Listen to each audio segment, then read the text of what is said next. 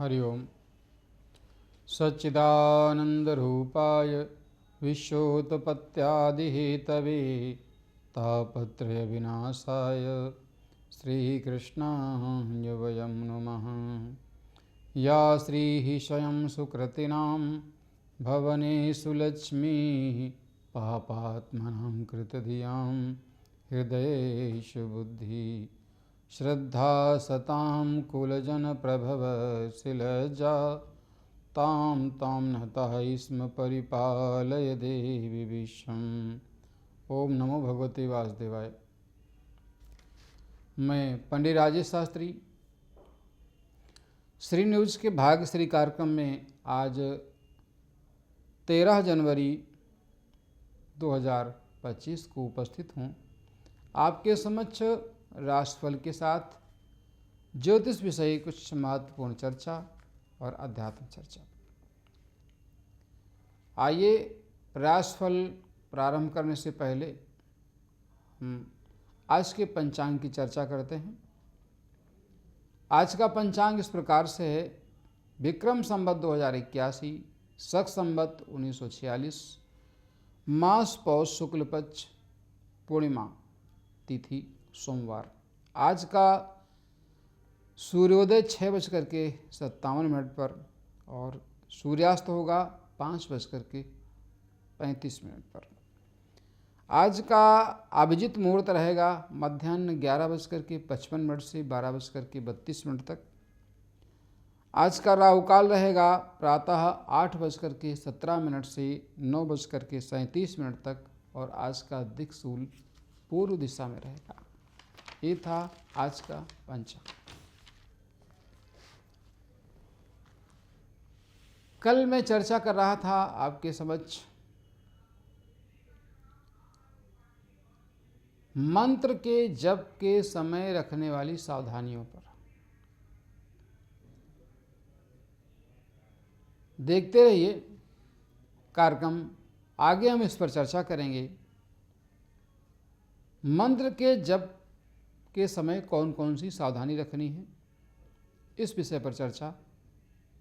क्योंकि जब तक हम किसी मंत्र का जप विधि विधान से नहीं करते तब तक उसका लाभ हमें प्राप्त नहीं होता। इसलिए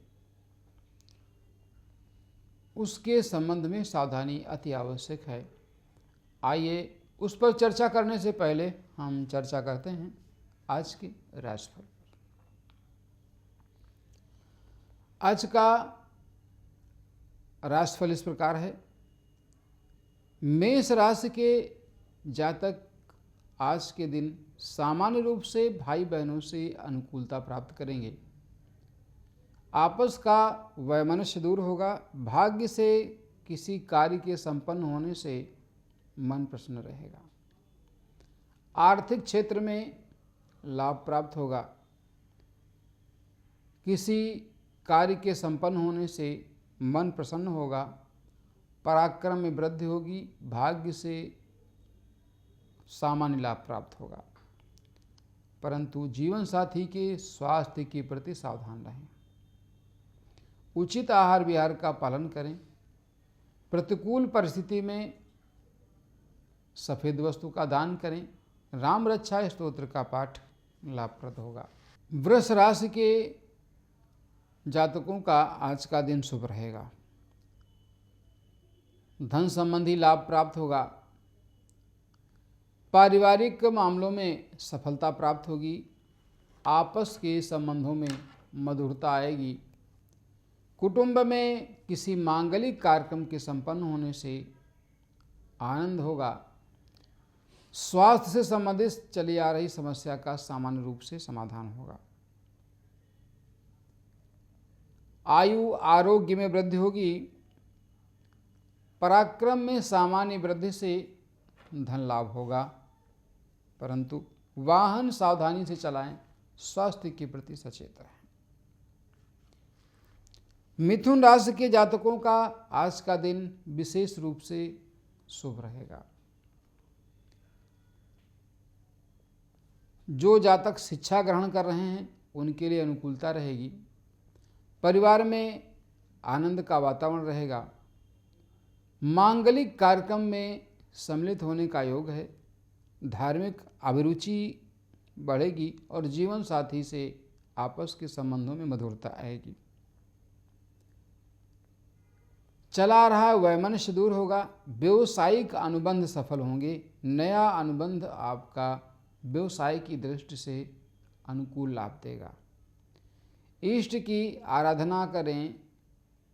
स्वास्थ्य का विशेष ध्यान रखें। ऋतु परिवर्तन से होने वाली संक्रामक बीमारियों के प्रति सावधान रहें। आहार विहार का उचित पालन करें। कर्क राशि के जातकों का आज का दिन बाहरी संबंधों को लेकर के बहुत अधिक अनुकूल नहीं रहेगा। विदेश से किया गया व्यवसाय आंशिक सफलतादायक होगा।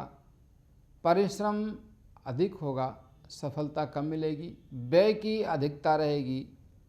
स्वास्थ्य से संबंधित परेशानी रहेगी। मानसिक अस्थिरता आपको कष्टदायक होगी, इसलिए सावधान रहें। उचित आहार विहार का पालन करें।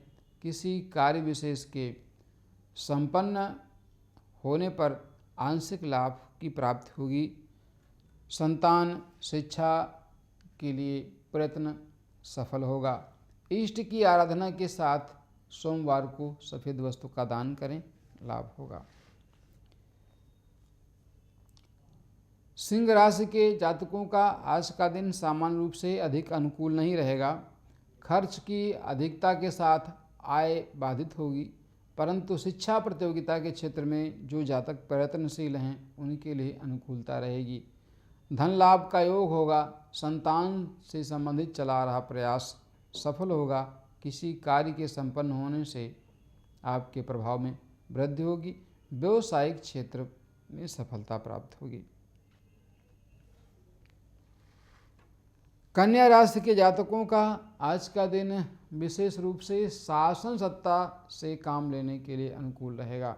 जो जातक शासन से संबंधित कार्य कर रहे हैं, कोई व्यवसाय करते हैं या कुछ अन्य कार्य करते हैं जिनका संबंध शासन से है, उनके लिए आज का दिन अनुकूल रहेगा, परंतु खर्च की अधिकता रहेगी। स्वास्थ्य से संबंधित समस्याएं रहेंगी, उनके प्रति सावधान रहें। उदर विकार, रक्त विकार से सावधान रहने की आवश्यकता है। मातृपक्ष से सफलता मिलेगी। व्यवसायिक क्षेत्र में लाभ प्राप्त होगा। किसी सहयोगी से धन लाभ का योग बनेगा। इष्ट की आराधना के साथ वाहन सावधानी से चलाएं। उचित आहार विहार का पालन करें। राम रक्षा स्तोत्र का नित्य पाठ आपके लिए लाभप्रद होगा।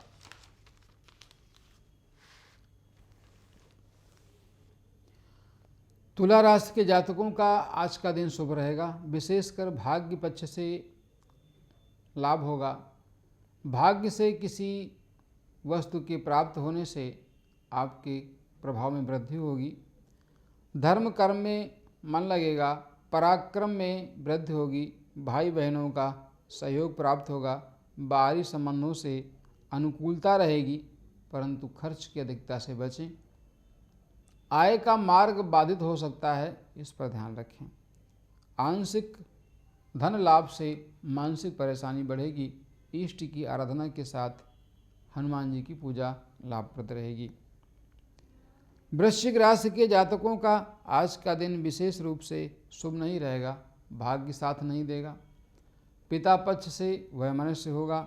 शासन सत्ता से अनुकूलता नहीं होगी, परंतु किसी कार्य में आंशिक सफलता प्राप्त होने से कुछ लाभ होने की स्थिति रहेगी।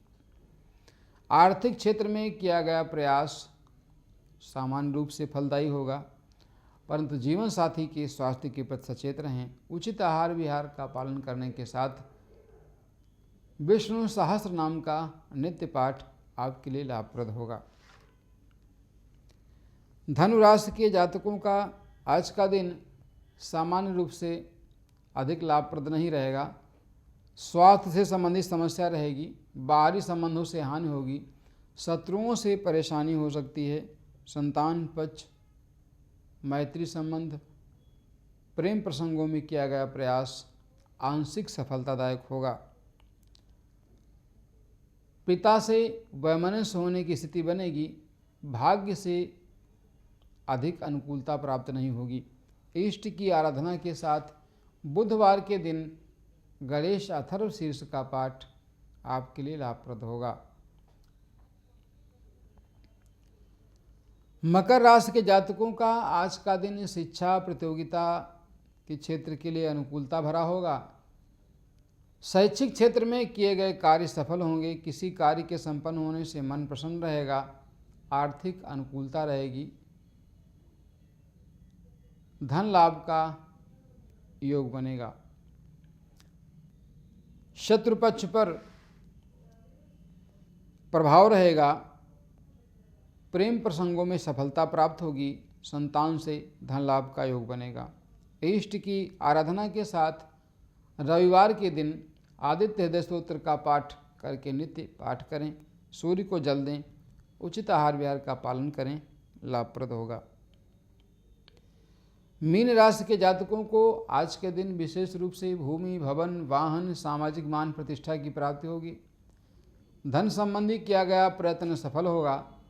शासन सत्ता से अनुकूलता रहेगी। व्यवसायिक अनुबंध सफल होंगे। किसी कार्य के संपन्न होने से आपके प्रभाव में वृद्धि होगी। इष्ट की आराधना के साथ संतान पक्ष की कुशलता के लिए चिंतित रहेंगे, परंतु किया गया प्रयास सफल होगा। इष्ट की आराधना के साथ बुधवार के दिन ओम गंग गणपतये नमः मंत्र का। ये था आज का मेष आदि राशियों का राशिफल। मैंने कल चर्चा की थी कि मंत्र के जप की विधि किस प्रकार कैसी हो और विशेष रूप से मंत्र हमें कौन सा जप करना है, इसे हम कैसे समझें, वह मंत्र हमारे लिए प्रभावशाली है, अनुकूल है अथवा नहीं, इस विषय पर चर्चा थी। तो जैसे कल मैंने बताया कि मंत्र के जप के समय विशेष सावधानी रखना है। पहली सावधानी कि जो मंत्र आप जप करने जा रहे हैं, क्या आपने उसको किसी योग्य व्यक्ति से परामर्श के बाद चुना है? आपने उससे किसी से प्राप्त किया है? क्योंकि जप करने के लिए, साधना के लिए हमें किसी मार्गदर्शक की आवश्यकता होती है। जब तक मार्गदर्शक नहीं होगा तब तक हमको उस साधना में सफलता प्राप्त नहीं होगी, ये निश्चित है। क्योंकि साधना के कुछ नियम हैं और उन नियम पालनों के प्रति हमें सावधान कौन करेगा, शिक्षा कौन देगा, इसके लिए भी हमें जानकारी होनी आवश्यक है। जैसे मैंने बताया था कि मंत्र प्रत्येक व्यक्ति के लिए अनुकूल नहीं होता। कुछ परिस्थितियों में कुछ लोगों के लिए होता है। और यदि हम मंत्र शक्ति का लाभ लेना चाहते हैं और चाहते हैं हमारे जीवन में कुछ विशेष परिवर्तन हो, तो सबसे पहली बात ध्यान रखनी है, मंत्र को किसी पुस्तक से पढ़ करके नहीं, कहीं सुन करके नहीं, विधिवत उसको मौखिक रूप से ग्रहण करके, कि कोई आपको उस मंत्र को बताए और उसको याद कराए या आपको लिख करके दे, तो उस मंत्र का जप करना। फिर भली भांति ये निश्चय कर लेना कि यह मंत्र हमारे लिए अनुकूल है कि नहीं है। क्योंकि कई बार क्या होता है, मंत्र का चयन हम करते हैं लेकिन वह मंत्र हमारे लिए अनुकूल नहीं होता। उसकी अनुकूलता के विषय में जानना हमारे लिए सबसे अधिक आवश्यक है। दूसरी स्थिति क्या है, मंत्र का जप करना है तो कितनी संख्या में करना है, एक बात। फिर कौन सी माला से करना है,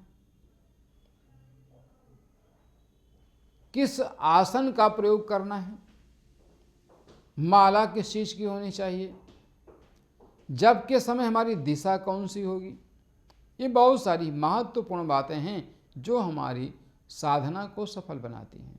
यदि इन पर ध्यान नहीं दिया गया तो साधना में सिद्धि आसान नहीं है और कठिन होती है, और कभी कभी हमें हानि का भी सामना करना पड़ता है। तो मंत्र जप करना है तो मंत्र के अनुसार माला का आप चयन करेंगे, परंतु देश काल परिस्थिति के अनुसार आप जो चयन कर रहे हैं, जो आप मंत्र का जप करने जा रहे हैं, उस पर विशेष आपको ध्यान रखना है। मंत्र का जप करते समय उचित माला, आसन, दिशा और समय का चयन करना, नंबर 1। नंबर 2, मंत्र जप करने के लिए कौन सा आसन चाहिए उसकी जानकारी प्राप्त करना। फिर मंत्र का जप करना तो किसी विधि से करना है, वाचिक करना है, उपांशु करना है अथवा मौन करना है। जो नए नए साधक हैं, जिनको मंत्र कंठस्थ नहीं है अथवा प्रारंभिक प्रक्रिया में हैं, उनके लिए वाचिक सबसे ज़्यादा उपयुक्त है। उसे धीरे धीरे पढ़ते हुए आप जप करिए और उसका अभ्यास करिए।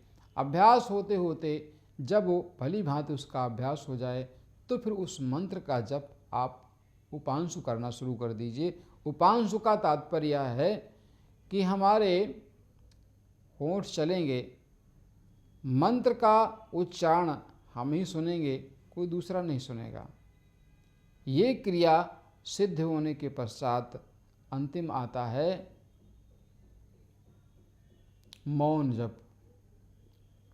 तो ऊपर की 2 क्रियाओं में मौन जप सबसे कठिन है, क्योंकि मौन जप जब तक अभ्यास नहीं होगा तब तक संभव नहीं है। इन सब चीज़ों को ध्यान में रखना। जप करते समय अपने स्थान पर हिलना नहीं, माला पूरा करने से पहले बोलना नहीं, मन को एकाग्र करने का प्रयत्न करना। साथ साथ जिस उद्देश्य के लिए हम उस जप कर रहे हैं, उस उद्देश्य की पूर्ति के लिए हमें संकल्पबद्ध होना, संकल्प लेना, जिससे कि हमारी साधना में हमको सिद्धि प्राप्त हो, हमें लाभ प्राप्त हो। और जिस देवता के मंत्र का जप करना है उसे किसी से प्राप्त करना, बहुत सी चीज़ें हैं। मन्नात् त्रायते समंत्र। ऐसा नहीं है कि जो मंत्र आप चाहो उसको आप जप करना शुरू करो, ऐसा नहीं है। हाँ, यद्यपि ईश्वर के नाम का स्मरण तो प्रत्येक परिस्थिति में हमारे लिए अनुकूल होता ही है। लोग कहते हैं कि भगवान के नाम का स्मरण चाहे जैसे करो, वो सफल होता है। हाँ, भाव से किया गया आपका मंत्र का जप आपके लिए लाभप्रद हो सकता है, परंतु प्रत्येक क्रिया की एक प्रतिक्रिया होती है। उस प्रतिक्रिया से बचने के लिए आपको अत्यंत सावधान रहना है कि हम मंत्र का जप कर तो रहे हैं अच्छे के लिए, सफलता प्राप्त करने के लिए, अच्छा काम करने के लिए,